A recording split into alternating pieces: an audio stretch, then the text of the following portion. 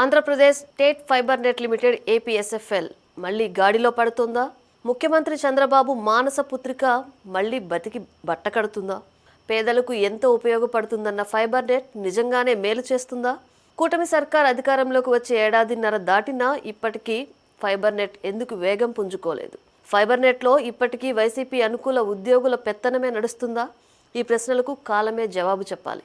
Andhra Pradesh state fibre net limited సంస్థ పనితీరుపై మంత్రి బీసీ జనార్దన్ రెడ్డి ఇటీవల సమీక్ష నిర్వహించారు. సచివాలయంలో జరిగిన ఈ సమావేశంలో ప్రజలకు మెరుగైన ఇంటర్నెట్ సేవలు అందించాలని, అధునాతన టెక్నాలజీలను అవలంబించాలని మంత్రి సూచించారు. ముఖ్యమంత్రి చంద్రబాబు నాయుడు మానసపుత్రికగా పేర్కొనే ఈ ప్రాజెక్టును గత వైసీపీ ప్రభుత్వం నిర్వీర్యం చేసిందని మంత్రి విమర్శించారు. అయితే ఏపీఎస్ఎఫ్ఎల్ చుట్టూ చుట్టుకున్న వివాదాలు, తక్కువ కనెక్షన్లు, సేవల లోపాలు దీని భవిష్యత్తుపై ప్రశ్నలు లేవనెత్తుతున్నాయి. ఈ నేపథ్యంలో ఏపీఎస్ఎఫ్ఎల్ వల్ల కలిగిన లాభాలు, వివాదాలు, ఉపాధి అవకాశాలు, ప్రభుత్వ పథకాల ప్రచారం వంటి అంశాలు చాలా ఉన్నాయి.